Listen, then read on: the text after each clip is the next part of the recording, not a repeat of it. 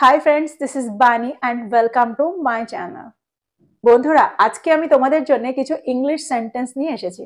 আর প্রত্যেকটা সেন্টেন্সের মধ্যে তোমরা মোডাল ভার্বস এর ব্যবহার দেখতে পাবে। অর্থাৎ সেন্টেন্সে আমরা মোডাল ভার্বকে কি করে ব্যবহার করি এই সেন্টেন্সগুলোর মধ্যে দিয়ে তোমরা বুঝতে পারবে। আমার মনে হয় তোমরা যারা বিগিনার্স অর্থাৎ ইংরেজি শিখতে শুরু করেছো, সেন্টেন্সে মোডাল ভার্বকে ব্যবহার করতে গিয়ে বেশ অসুবিধা ফেস করছো। অর্থাৎ তোমরা বুঝতে পারছো না যে সেন্টেন্সে কোথায় মে মাইটের ব্যবহার করতে হবে, কোথায় কুড বি এর ব্যবহার করতে হবে, কোথায় কুড হ্যাভ এর ব্যবহার করতে হবে, বা কোথায় শুড হ্যাভ প্লাস ভার্বের থার্ড ফর্মের ব্যবহার করতে হবে। তো আজকের এই ভিডিওটাতে তোমরা সমস্ত ব্যবহার দেখতে পাবে। আর আমার মনে হয় এই ভিডিওটার পরে তোমাদের মোডাল ভার্বকে সেন্টেন্সে ব্যবহার করা নিয়ে আর কোনো অসুবিধা থাকবে না। So today's video is going to be very fruitful for you. Don't go anywhere, stay with me till the end of the video. So without further ado, let's get started. Wait, video শুরু করার আগে আমি তোমাদেরকে এটা বলতে চাইবো, যারা চ্যানেলে নতুন অর্থাৎ প্রথম আমার ভিডিও দেখছো তারা চ্যানেলটাকে সাবস্ক্রাইব করে নাও, তাহলে যখনই আমি ভিডিও আপলোড করব তোমরা নোটিফিকেশন পেয়ে যাবে। আর আমি প্রতিদিনই তোমাদের জন্য এই ধরনের ভিডিও নিয়ে আসার চেষ্টা করি। তো চলো শুরু করা যাক প্রথম সেন্টেন্স দিয়ে। তিনি একজন সৎ ব্যক্তি হতে পারেন। দেখো এই সেন্টেন্সটাতে কিন্তু পসিবিলিটি বোঝাচ্ছে। তো সেন্টেন্সে যখন পসিবিলিটি বোঝাবে তখন কিন্তু আমরা সেন্টেন্সে কুড বি এর ব্যবহার করতে পারি। তো তিনি একজন সৎ ব্যক্তি হতে পারেন, এই ক্ষেত্রে আমরা কুড বি এর ব্যবহার সেন্টেন্সে করব। He could be an honest person. He could be an honest person. বাধাটি একটি সাময়িক বিপত্তি হতে পারে। The obstacle could be a temporary setback. The obstacle could be a temporary setback. আর একটা সেন্টেন্স দেখো, পরিণতিটা একটা ইতিবাচক প্রভাব ফেলতে পারে। The consequence could be a positive impact. The consequence could be a positive impact. তো তোমরা এই সেন্টেন্সগুলোর মধ্যে দিয়ে বুঝতে পারছো যে সেন্টেন্সে যখন পসিবিলিটি বোঝাবে তখন কিন্তু আমরা কুড বি এর ব্যবহার সেন্টেন্সে করব। দেখো এই সেন্টেন্সগুলোতে আমরা ক্যান বি এর ব্যবহারও করতে পারি, কিন্তু যেখানে পসিবিলিটি বোঝায় সেখানে আমাদের কুড বি এর ব্যবহার করলেই কিন্তু সেন্টেন্সটা কারেক্ট হয়। পরের সেন্টেন্সটা দেখো, মিটিংটা পিছিয়ে যেতে পারে। The meeting could be postponed. The meeting could be postponed. এই সেন্টেন্সটাকে খুব ভালো করে দেখো। দেখো এই সেন্টেন্সেও কিন্তু পসিবিলিটি বোঝাচ্ছে, অর্থাৎ মিটিংটা পিছিয়ে যেতে পারে, অর্থাৎ আমরা শিওর নই যে মিটিংটা পিছিয়ে যাবেই। তো এরকম ক্ষেত্রে কিন্তু আমরা কুড বি এর ব্যবহার সেন্টেন্সে করব, কিন্তু তার সাথে ভার্বের থার্ড ফর্মের ব্যবহার সেন্টেন্সে করব। তো সেন্টেন্সটা কি হবে? The meeting could be postponed. The meeting could be postponed. Postponed কিন্তু ভার্বের থার্ড ফর্ম। আর একটা সেন্টেন্স দেখো, প্রকল্পটির সময়সীমা বাড়ানো হতে পারে বা বাড়ানো যেতে পারে। The project deadline could be extended. The project deadline could be extended. সেন্টেন্সটাকে খুব ভালো করে দেখো। দেখো সেন্টেন্সে কোনো একটা কাজ হতে পারে বোঝাতে আমরা কিন্তু কুড বি এর ব্যবহার সেন্টেন্সে করছি, আর ঠিক তার সাথেই অর্থাৎ কুড বি এর ঠিক পরে আমরা কিন্তু ভার্বের থার্ড ফর্মের ব্যবহার সেন্টেন্সে করছি। আর একটা সেন্টেন্স দেখো, সমস্যাটি সহজেই সমাধান করা যেতে পারে। The problem could be solved easily. The problem could be solved easily. কাজটি অন্য কাউকে অর্পণ করা যেতে পারে। The task could be delegated to someone else. The task could be delegated to someone else. সিদ্ধান্তটা পুনর্বিবেচনা করা যেতে পারে। The decision could be reconsidered. The decision could be reconsidered. তো এই সেন্টেন্সগুলোর মধ্যে দিয়ে তোমরা বুঝতে পারলে যে সেন্টেন্সে যখন পসিবিলিটি বোঝায়, সম্ভাবনা বোঝায়, তখন কিন্তু আমরা কুড বি এর ব্যবহার সেন্টেন্সে করতে পারি। কিন্তু যখন কোনো কাজ হতে পারে বোঝায় আমরা সেন্টেন্সে, তখন কিন্তু আমরা কুড বি এর পরে ভার্বের থার্ড ফর্মের ব্যবহার সেন্টেন্সে করি। তো আমার মনে হয় এই ধরনের সেন্টেন্স তোমরা এখন খুব সহজেই বানাতে পারবে। দেখো সেন্টেন্সের স্ট্রাকচারটা খুব ভালো করে দেখে সেই স্ট্রাকচারে আরো সেন্টেন্স বানানোর চেষ্টা করো আর সেগুলোকে প্র্যাকটিস করো। এবার আমরা একটু অন্য ধরনের সেন্টেন্স দেখব। যদি আমি বলি তোমাকে আজ সেখানে যেতে হতে পারে, তো এই সেন্টেন্সটাতে আমি কিসের ব্যবহার করব? দেখো এই সেন্টেন্সটাকে আমরা দুভাবে বলতে পারি। আমরা এটাও বলতে পারি you could have to go there today. You could have to go there today, অর্থাৎ আজ তোমাকে সেখানে যেতে হতে পারে। অথবা আমরা এটাও বলতে পারি you may have to go there today. You may have to go there today. আর একটা সেন্টেন্স দেখো, আপনাকে পরিবর্তনগুলো গ্রহণ করতে হতে পারে। You could have to adapt to the changes. You could have to adapt to the changes. আমরা এটাও বলতে পারি you may have to adapt to the changes. You may have to adapt to the changes. তাদের আইনি পরামর্শ নিতে হতে পারে। দে could have to seek legal advice. They could have to seek legal advice. তো এই সেন্টেন্সগুলোর মধ্যে দিয়ে তোমরা বুঝতে পারছো কোনো একটা কাজ করতে হতে পারে বোঝাতে আমরা কুড হ্যাভ টু বা মে হ্যাভ টু এর ব্যবহার সেন্টেন্সে করতে পারি। আচ্ছা, এবার যদি আমি বলি তিনি এতক্ষণে প্রকল্পটি শেষ করতে পারতেন। শেষ করতে পারতেন, কোনো একটা কাজ করতে পারতেন বা কোনো একটা কাজ করতে পারতো কিন্তু করেনি, এরকম বোঝাতে কিন্তু আমরা কুড হ্যাভ প্লাস ভার্বের থার্ড ফর্মের ব্যবহার করব। আর এই সেন্টেন্সটা কিন্তু পাস্ট টেন্সে। তো সেন্টেন্সটা কি হবে? She could have finished the project by now. She could have finished the project by now. পরের সেন্টেন্সটা দেখো, মিটিংটা যথাসময়ে শুরু হতে পারতো, অর্থাৎ শুরু কিন্তু হয়নি, সেন্টেন্সটা কিন্তু পাস্ট টেন্সে আছে। The meeting could have started on time. The meeting could have started on time.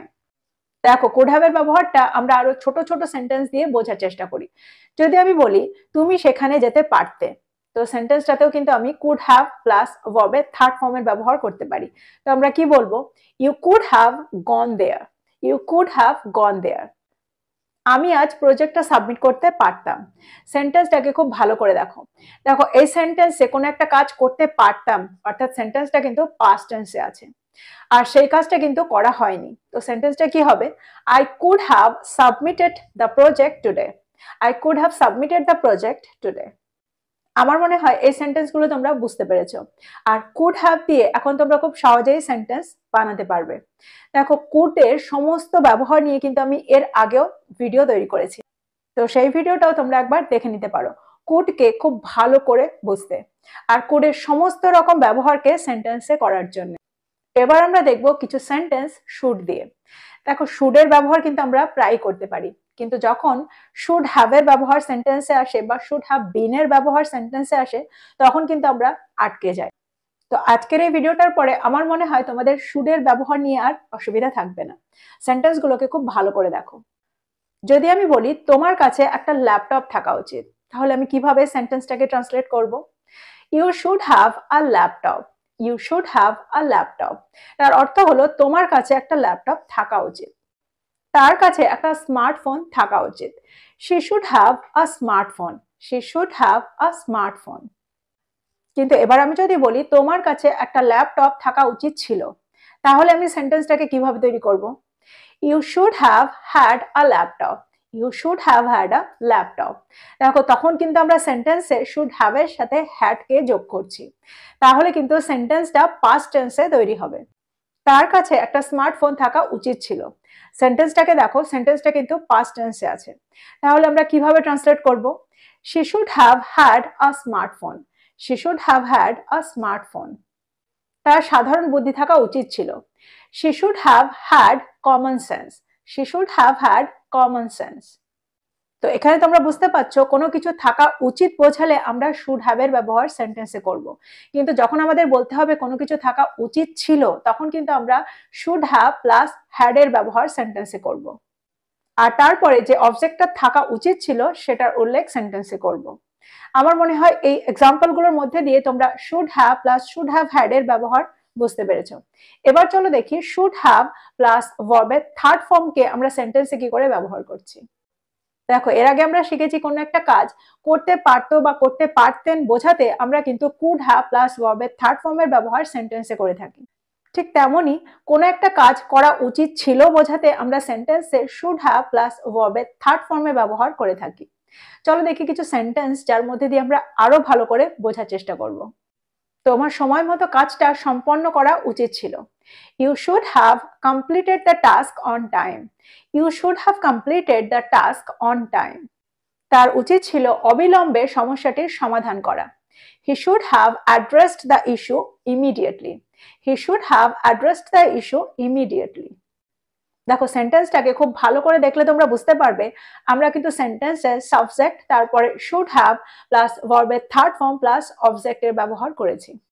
তো এই সেন্টেন্সগুলোর মধ্যে দিয়ে তোমরা বুঝতে পারলে সেন্টেন্সে যখন আমাদের বোঝাতে হয় কোনো কিছু করা উচিত ছিল তখন আমরা সেন্টেন্সে শুড হ্যাভ প্লাস ভার্বের থার্ড ফর্মের ব্যবহার করে থাকি। দেখো, তোমার কাজটি সময় মতো সম্পন্ন করা উচিত ছিল, এই সেন্টেন্সটাকে কিন্তু এখন তোমরা খুব সহজেই ইংলিশে ট্রান্সলেট করতে পারো। কিন্তু আমি যদি বলি কাজটি সময় মতো সম্পন্ন হয়ে যাওয়া উচিত ছিল, তাহলে সেন্টেন্সটাকে আমরা কিভাবে তৈরি করব?